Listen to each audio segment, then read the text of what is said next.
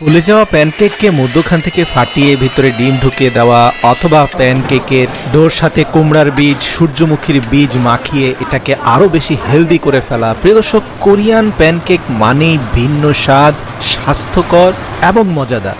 যারা বাংলাদেশে স্ট্রিট ফুডে প্যানকেকের বিজনেস করেন অথবা নতুন কোনো স্টার্ট আপ শুরু করতে চাইছেন, তাদের জন্য চমৎকার কিছু প্যানকেকের আইডিয়া নিয়ে আজকের এই ভিডিওটি সাজিয়েছি।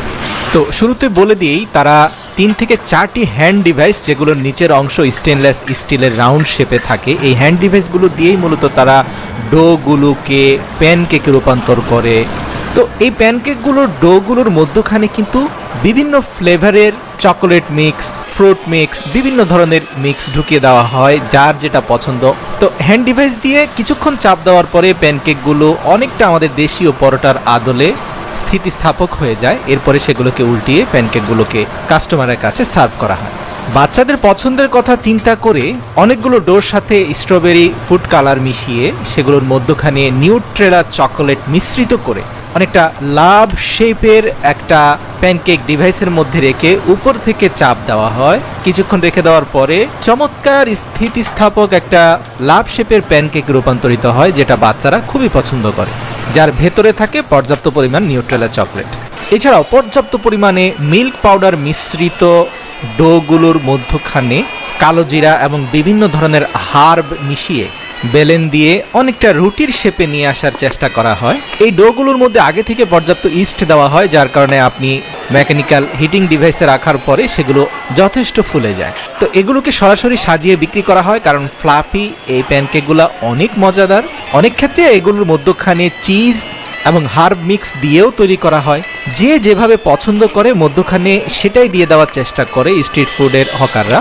অনেকে তো প্যানকেক কিছুটা ফুলে যাওয়ার পরে মধ্যখানে ফাটিয়ে একটা চুনের সাহায্যে খুব চমৎকারভাবে প্যানকেকের ভিতরে ডিমটাকে ঢুকিয়ে দেয়। বলা যেতে পারে অনেকটা আমাদের দেশের মোগলাই পরোটার আদলে। আপনি দেখবেন যে এই পরোটাগুলো চারপাশ থেকে কেচি দিয়ে কাটার পরে ভেতরটা কতটা চমৎকার দেখায়, এবং এগুলা খেতেও খুব সুস্বাদু। আবার কিছু কিছু ডো তৈরি করা হয় অত্যাধিক বেশি মাত্রায় চিজ এবং মিল্ক পাউডার দিয়ে, যেগুলো একেবারে নরম হয়। সেগুলো সরাসরি ডুবন্ত তেলের মধ্যে ভাজা হয়, পাশাপাশি আবার অল্প আঁচে ডিম পোস্ট করার চেষ্টা করা হয়। তো তাদের ডিম পোস্ট করার সিস্টেমটা অনেক চমৎকার। একটা রাউন্ড শেপের এর ভিতরে ডিমটাকে দেওয়া হয় এবং সেখানেই ডিমটাকে ভাজার চেষ্টা করা হয়। অন্য পাশে আবার প্যানকেকগুলো ভাজা হয়। বরাবরের মতো এগুলোকেও রাউন্ড হ্যান্ড ডিভাইস দিয়ে নির্দিষ্ট শেপে নিয়ে আসার জন্য চাপ দিয়ে রাখা হয়। এগুলো সানফ্লাওয়ার অয়েল। তারপরেও তারা চেষ্টা করে প্যানকেকগুলো ভাজার পরে যতটুকু সম্ভব তেল যেন সরিয়ে দেওয়া যায়, কারণ যত বেশি তেল খাওয়া হবে হার্টের ঝুঁকি তত বেশি থাকবে।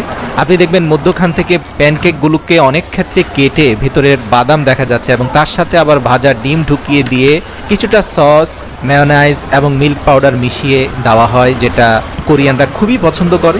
আমার কাছে সবচেয়ে ভালো লেগেছে তাদের হেলদি সিড প্যানকেক, যেটার সাথে তারা সূর্যমুখীর বীজ এবং কুমড়ার বীজকে খুব ভালোভাবে মিশিয়ে সেই প্যানকেকগুলোকে রাউন্ড ডিভাইস দিয়ে চাপ দিয়ে চমৎকার শেপে নিয়ে আসছে। এই প্যানকেকগুলোর হেলথ বেনিফিট অনেক বেশি। আপনারা জানেন কুমড়ার বীজ আমাদের ডিমনেশিয়া বা স্মৃতিশক্তি, বিভ্রমের হাত থেকে রক্ষা করে, মস্তিষ্কের পাওয়ারকে বাড়িয়ে দেয়, ওমেগা 3 ফ্যাটি অ্যাসিড রয়েছে। আর এই ডোগুলো অনেক বেশি ইলাস্টিক। আপনি দেখতে পাবেন এর মধ্যে পর্যাপ্ত পরিমাণ চিজ থাকায় ডোগুলোকে টান দিলে একটার সাথে আরেকটা লেগে থাকে। তো এই সিড প্যানকেকটার দাম কিছুটা বেশি হলেও এটা খেতে খুবই মজাদার। 이밖에 없어요.